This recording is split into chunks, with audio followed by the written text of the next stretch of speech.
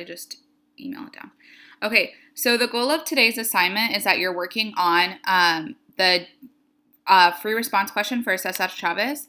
I'm going to go through the text, but just to have this in context, the most important thing is that you understand that the text should be read in about 10 or 15 minutes. So most of the annotations that you're going to be doing are looking for the rhetorical choices right away of what particular rhetorical devices you see in order to understand the purpose that Cesar Chavez is going for in the text. Okay, so I'm going to start with reading just like the little intro as to what he is talking about. So the text says, on the 10th anniversary of the assassination of Dr. Martin Luther King Jr., labor union organizer and civil rights leader Cesar Chavez published an article in the magazine of a religious organization devoted to helping those in need. Read the following excerpt from the article carefully, then in a well-written essay, analyze the rhetorical choices Chavez makes to develop his argument about nonviolent resistance. So basically, I'm looking for what is his argument about nonviolent resistance. But one thing that I noticed that is really helpful for me to know is that this article was published in a magazine of a religious organization devoted to helping those in need. So I already have in that one sentence my audience. So that's Space Cat. It's religious people and people in need. So probably people of a low socioeconomic status.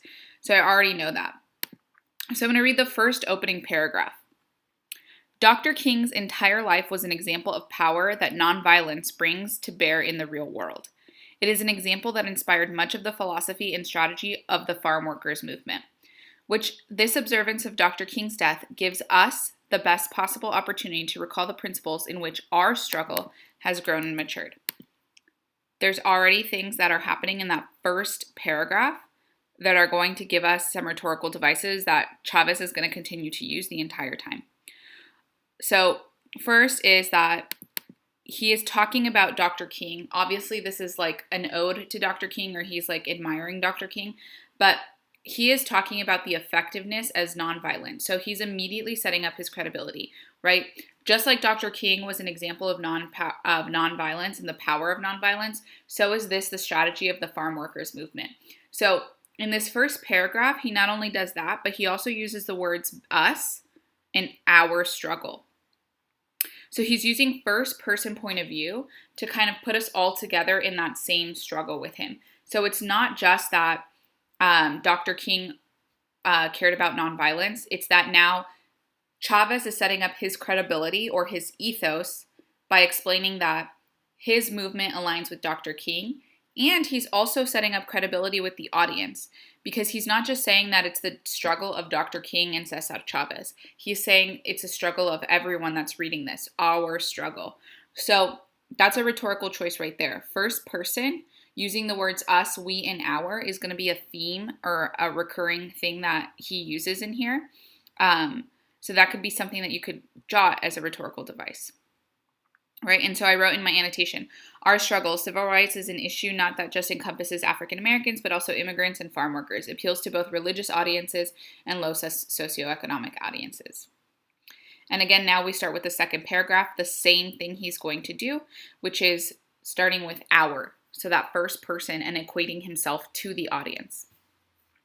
Our conviction is that human life is a very special possession given by God to man, and that no one has the right to take it away for any reason or for any cause, however just it may be.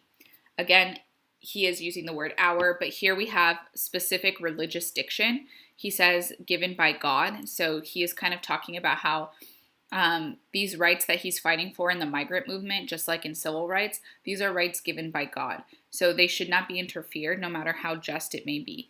So it gives credibility to him because he's appealing to everyone. And he's saying, like, everyone deserves these rights. They're given to us by God. And so he's connecting with the religious audience, but bringing other people in as well, because he's saying that his movement it overturns justice. It's something given by God. And so one thing I want to point out is that as we continue reading, there's going to be like a clear juxtaposition of different themes or different topics throughout this passage. he's going to talk about things that are moral versus immoral, right? This is a moral and just cause. It is immoral to contest that these rights were given by God, right? So does he appeal more with religion? He's appealing to religious audiences, yes. And then through the juxtaposition of saying like something is moral versus immoral, he is going to be appealing to our pathos, our emotions, because he's going to be basically setting it up to it's like, if I don't believe in nonviolence, does that make me a bad person? Is that immoral? Immoral, sorry, not E-I. So he's going to keep doing that. And so then the other juxtaposition as we continue reading is going to be violence versus nonviolence. He's going to tell me all the benefits of violence and then go into the consequences of nonviolence. Okay, so juxtaposition is one rhetorical device we can see here. So our conviction is that human life is a very special possession given by God to man, and that no one has the right to take it away for any reason or for any cause, however just it may be. Religious diction again. We are also convinced that nonviolence is more powerful than violence. Nonviolence supports you if you have a just and moral cause. Nonviolence provides the opportunity to stay on the offensive, and that is of crucial importance to win any contest. So again, saying that like nonviolence is aligning to morals, right? You are moral if you do this, which appeals to our emotions because we want to be good people, we want to be moral people. If we resort to violence, then one of two things will happen. Either the violence will be escalated and there will be many injuries and perhaps deaths on both sides, or there will be a total demoralization of the workers. And so I highlighted the word demoralization because it goes back to this idea that non-violence is moral and violence is immoral. And so he is now going to go into telling us the effects of violence. And what I notice is that when he's doing this, he's saying things like, if we resort to violence, if we do this, right? And there's going to be like a repetition of if we are committed, if we do this. So he's kind of showing us the consequences of being violent to kind of invoke like almost a sense of fear. Like if we do not do this, this will happen. So again, he's appealing to our emotions, but like in this case, when he tells us the consequences, it's more of like an emotion of fear. So he says, if we resort to violence, then one of two things will happen. Either the violence will be escalated and there will be many injuries and perhaps deaths on both sides, or there will be a total demoralization of the workers. Nonviolence has the exact opposite effect. Simple sentence, just this is why nonviolence is correct. If for every violent act committed against us, we respond with nonviolence, we attract people's support. We can gather the support of millions who have a conscience, right? Again, like if you support nonviolence, you have a conscience or you're a moral person and would rather see a nonviolent resolution to problems. We are convinced that when people are faced with a direct appeal from the poor struggling nonviolently against great odds, they will react positively. The American people and people everywhere still yearn for justice. It is to that yearning that we appeal. So I think like with this last sentence in this paragraph, Cesar Chavez is appealing to this idea that it is American to protest and to call action for justice. So what they're doing is not only moral, it's not only correct, but it's also justice in the American perception of justice. So he's like basically outlining why his movement is correct to be nonviolent. But if we are committed to nonviolence only as a strategy or tactic, then if it fails, our only alternative is to turn to violence. So we must balance the strategy with a clear understanding of what we are doing. However important the struggle is, and however much misery, poverty, and exploitation exist, we know that it cannot be more important than one human life. We work on the theory that men and women who are truly concerned about people are nonviolent by nature. These people become violent when the deep concern they have for people is frustrated and when they are faced with seemingly insurmountable odds. We advocate militant nonviolence as our means of achieving justice for our people.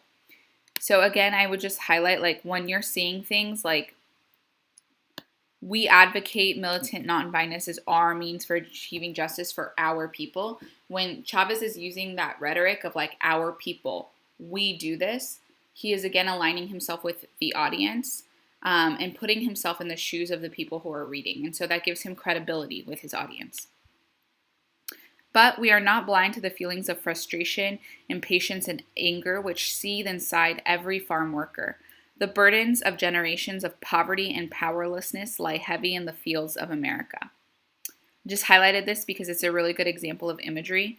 It's showing what the problem is, what the struggle is, but it does it in really beautiful imagery, if you guys wanted to use that. If we fail, there are those who will see violence as a shortcut to change.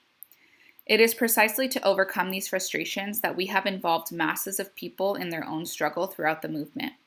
Freedom is best experienced through participation and self-determination, and free men and women instinctively prefer democratic change to any other means. Thus, demonstrations and marches, strikes, and boycotts are not only weapons against the growers, but our way of avoiding senseless violence that brings no honor to any class or community. So 2 things I want to highlight here. One is the ironic use of the word weapons. Chavez is talking about nonviolence, but he uses the words weapons and refers to strikes, marches, boycotts, and things like that. So he's saying we just need to use the right weapons. But then again, here in that second part, he shows you the dangers of violence, right? It's senseless. We want to avoid it. The boycott, as Gandhi taught, is the most nearly perfect instrument of nonviolent change, allowing masses of people to participate actively in a cause. We're having, again, an allusion to Gandhi, so historical allusion to Gandhi, effectiveness of nonviolence. When victory comes through violence, it is a victory with strings attached. If we beat the growers at the expense of violence, victory would come at the expense of injury and perhaps death. Again, we have those if-then statements that Chavez continues to make throughout the passage, showing us the consequence, right? The consequence could be even death if we act violently. Such a thing would have a tremendous impact on us. We would lose regard for human beings. Then the struggle would become a mechanical thing. When you lose your sense of life and justice, you lose your strength. So when I'm reading in this entire little passage about Gandhi, and he's saying that when you lose your sense of life and justice, you lose your strength, he's kind of making that allusion to Gandhi and showing us that in nonviolence and things like boycotts and nonviolent protests, that is strength. And so the weakness is violence, whereas the strength is nonviolence. And so he's putting those 2 things together, right? And so like you could talk about how that is a juxtaposition, right? He's juxtaposing violence with strength and nonviolence with weakness.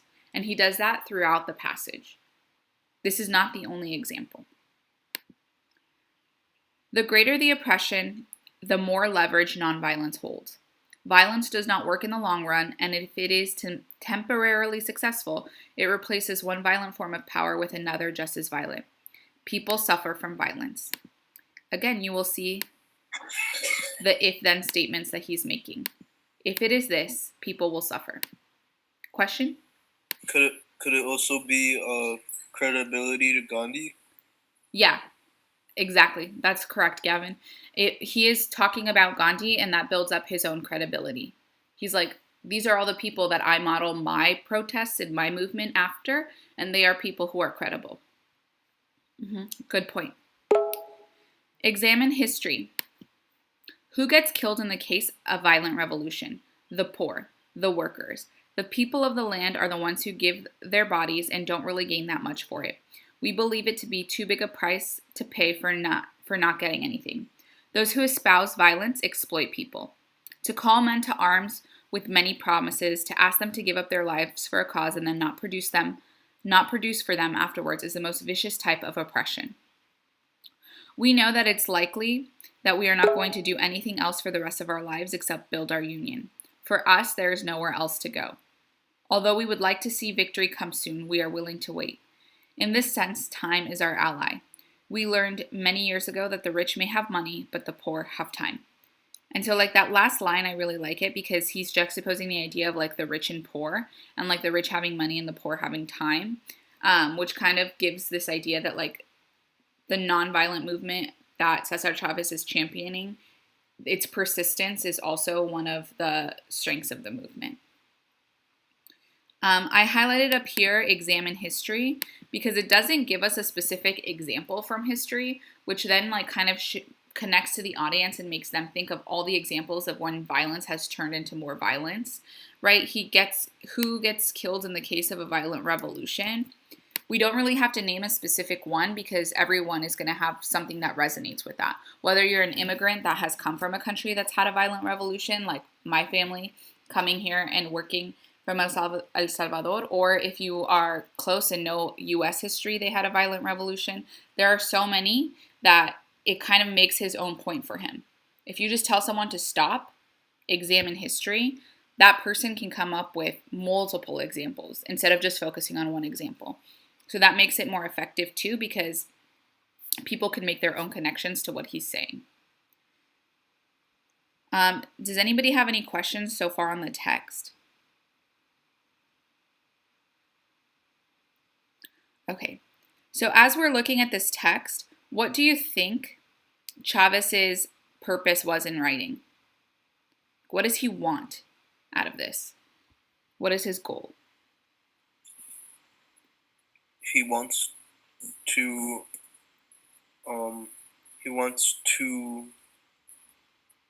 gather his audience and explain that violence is not the answer. Yes. What do you mean by gather his audience? Because he uses a lot of if statements. Like, if we do this, then this happens. And if we do that, then this happens. Yeah, into the nonviolent protest. Like, he's trying to get people to understand that, like, he wants to gather his audience towards the idea of nonviolence. But I like that you said gather the audience because I think more particularly, instead of gathering the audience, it's like he's uniting them. So I understand what you mean by the word gathering, but I think a stronger word that you could even use in your thesis is he's uniting his audience against violence. You could even go a step further and say that he's recruiting his audience towards the movement of nonviolence. But I would push the word gathering and I would say uniting instead. And so one of the rhetorical devices that I had written down that you could use in your thesis would be he uses uniting rhetoric, or by using something like the first person point of view, he unites himself with his audience. By saying we, our struggle, us. By giving people consequences, he's uniting them into showing the consequences of that. But I think that when he's doing the if-then statements, it's a lot about showing the consequence and how that would create an even bigger problem. So it's almost like creating this emotion of fear in people. Like, don't do that. That's going to be so bad. It's going to be even worse than what we're doing now. What were some other things that you guys think you can use in your essay as you're writing that are rhetorical choices that Chavez uses here?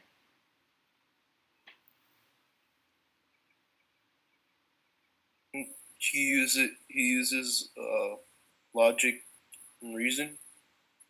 Yeah. Because he like in the one sentence he says examine history.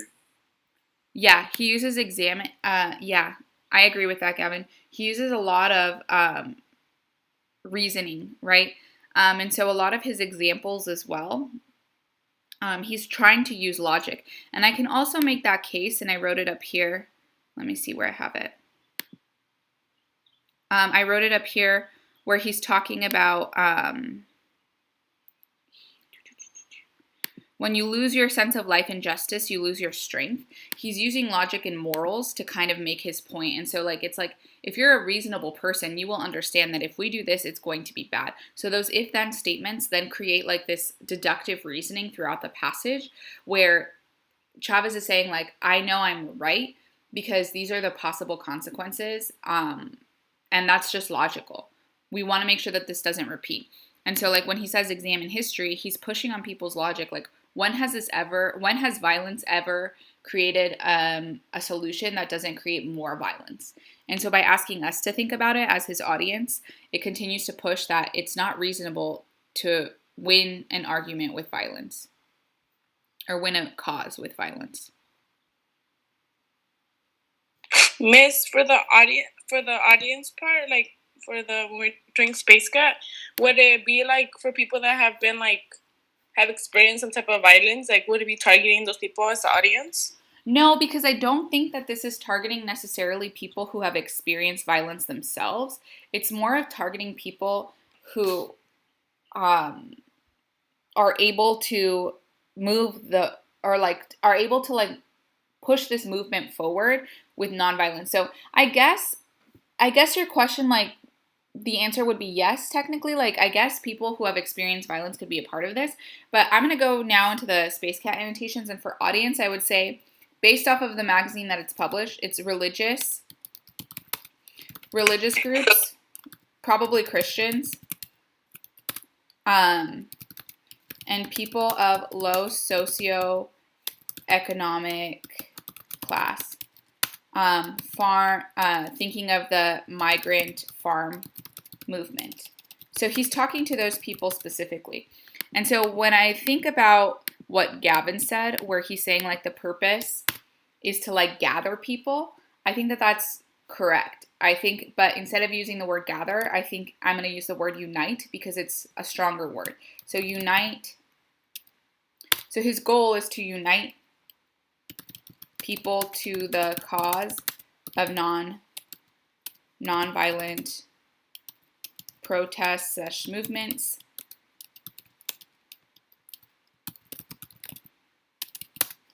towards equality, right? Equality in rights, equality in right, because he like talks about, sorry, I like lost my train of thought for a second. He talks about Martin Luther King and that civil rights, but 10 years later, they're still fighting for different forms of equality throughout the country. So I think that this is meant to unite people. Like, yes, we fought for this 10 years ago with Dr. King, and he showed us that nonviolence is the best way to protest inequality. So let's continue to do that. And so as we're going through speaker, obviously it's Cesar Chavez. And then this would be a great part to stop and pause and think of, what do I know about Cesar Chavez? And how can I incorporate that into my introduction somehow? So like, what do you know about him? Obviously, he's like a big figure in California and for migrant farmers. So I would just put any information you know about them in there, okay?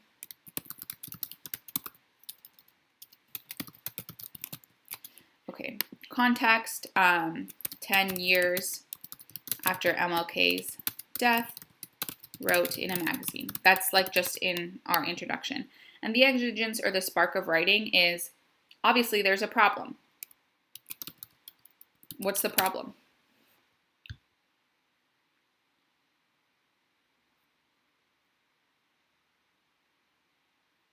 What do you guys think? Inequality. I'm sorry? Inequality. Mm-hmm. Yeah, inequality, lack of rights, particularly towards people of color and people of lower socioeconomic status, right? And we know that because he continues to juxtapose the idea of like the rich and the poor. And so I know it's like lack of rights for people. So choices, we talked about some of those. So I'm gonna tie up the ones that we talked about. So unifying rhetoric, using words like we, us, our to appeal to audiences and equate himself with their movement. So to appeal to audiences. I'm also going to put first person point of view because it is first person. So because he wrote this in first person, he puts himself in the shoes of the people who are struggling, which gives them, they like him better, right? He knows what he's talking about. First person point of view. Other things that he does, religious diction. And I think the juxtaposition of moral versus immoral actions. So when he's talking about religious and using like religious diction, like it is a God-given right, and saying like it is immoral versus demoralization for violence versus nonviolence, he's kind of showing us this idea that the religious aspect is the right side because that's nonviolent. And so if you are a truly good person, a good Christian, or even if you're not a good Christian, but you're consider yourself to be a moral, good person, then you will know that nonviolence is correct because violence is immoral. So I'll put that in there. Violence equals immoral. Nonviolence equals moral. Right. Another one that we talked about a lot was allusions. So his allusions to Gandhi and obviously Dr. King, both of those allusions function to show his credibility. They demonstrate ethos, right? Because when I'm looking at that, he's showing that not only does his movement have similarities to the movement of Dr. King, but it also has similarities to Gandhi, and both of these people are deemed successful in what they tried to do. And so he's aligning himself with that. Okay. I think another one we talked about was if-then statements. These function to show the consequences of violence. It's also like a structure thing, right? So like as I'm structuring, wow, can I spell word right? As I'm structuring an essay or an article or a speech I'm giving, I want to make sure that people understand not only what nonviolence is, but then understand why it's correct. And so he structures it by starting off by telling us why nonviolence is important and where this legacy comes from, and then continues to make those if-then statements after to show us the consequences of violence. So he doesn't just tell us nonviolence is correct. He also tries to prove that violence is wrong through those if-then statements. So it's a part of structure. What other choices did we talk about? We talked about juxtapositions of rich and poor, violence and nonviolence. I'll just put that in here. Juxtaposition, rich versus poor, violent versus nonviolent, and moral versus immoral. And so I think he has all three appeals in here, actually, when we move on to appeals. There's definitely ethos. He does that through the allusions. Allusions using we and our rhetoric. That builds his credibility, right?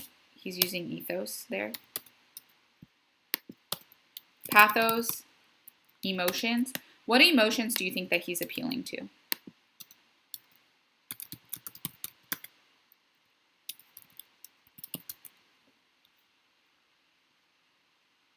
Do you guys have an idea of like maybe what emotions he might be appealing to here?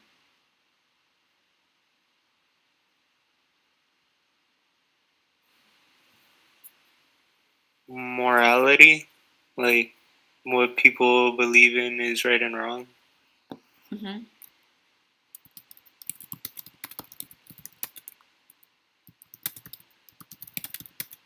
Yeah, so our thoughts of right and wrong. And then by him telling us like if we resort to violence, people will die. What emotion is that appealing to?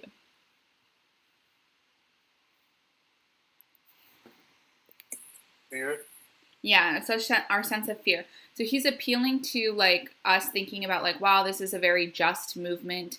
This is right. That is wrong. But also showcasing like this sense of fear when it comes to violence.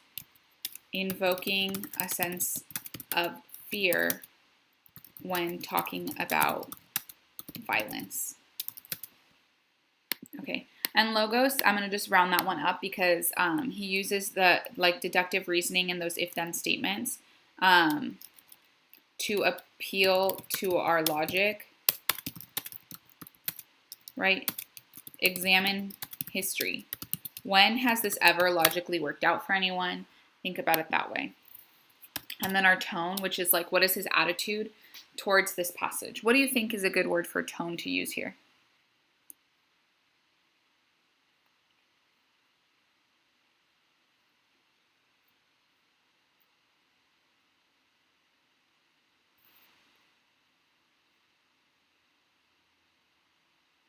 Anyone have any ideas on what might be a good word for tone? It's not clam, as you guys think everything. It's not calm or clam, as you misspell.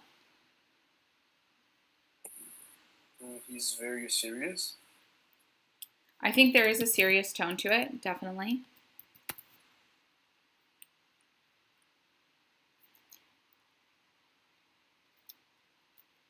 I can leave it for serious here, and then you guys can continue to kind of think about that as you're writing. But at this point, we have like our space cat, and if you noticed, this time I put the graphic organizer on here, but really, when you're taking your test, I don't want you to be using a graphic organizer to write every single thing down. Maybe you can if you want to, but like it should be really in your annotations where you have all of that. This should just be a place to dump out your thoughts. And so as you're going into your actual writing of your thesis statement, now it's going to be easy because now you can just choose from the ones up here. What are the choices that you're going to look at, the appeals you're going to look at?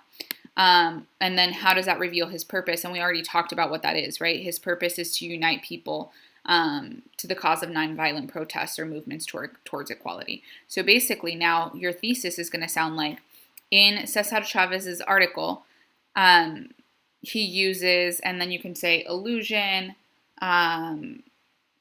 religious diction, juxtaposition, whatever you want to say, to reveal or to explore or to unite people towards the nonviolent movement, right? To unite is probably going to be a good one here. That might be helpful. And then once you've put that all in a sentence, I will check it for you if you want right now, or you can email it to me as soon as you finish with your thesis. I've had a few people email me. I've just given them straight feedback so that you can get started. And then you're going into writing the rhetorical analysis essay. One thing I really want us to focus on, though, as you're writing is trying to time yourself for 30 minutes, okay? I want us to get into the practice of doing the reading in 15 and going into the writing for 30. You can finish the writing. The more you get done or like the more effort you put into it, it's going to be helpful for me to give you feedback because we're going to continue with this text particularly next week. So we're going to go through the series of us reading other examples, other introductions, then fixing our introductions, then fixing our body paragraphs, and then doing a final draft next week. So we're just going to be doing this text next week. But this is like your first draft. I put a timer for 30 minutes on there just so that you guys can start to think about timing yourself and seeing how long it takes you, right? Because if we're thinking like a really effective rhetorical analysis is going to be about 4 paragraphs, an intro, 2 body paragraphs, and a conclusion, we should be able to do that in 30 minutes as long as we have our examples annotated and we know where we're headed. But again, like I can't control if you're timing yourself for 30 minutes. You could take an hour if you wanted. But my goal is for you guys to use the timer to help you kind of start training for the test. And that's kind of like where I'm going to stop today. Do you guys have any questions on the text itself? Okay.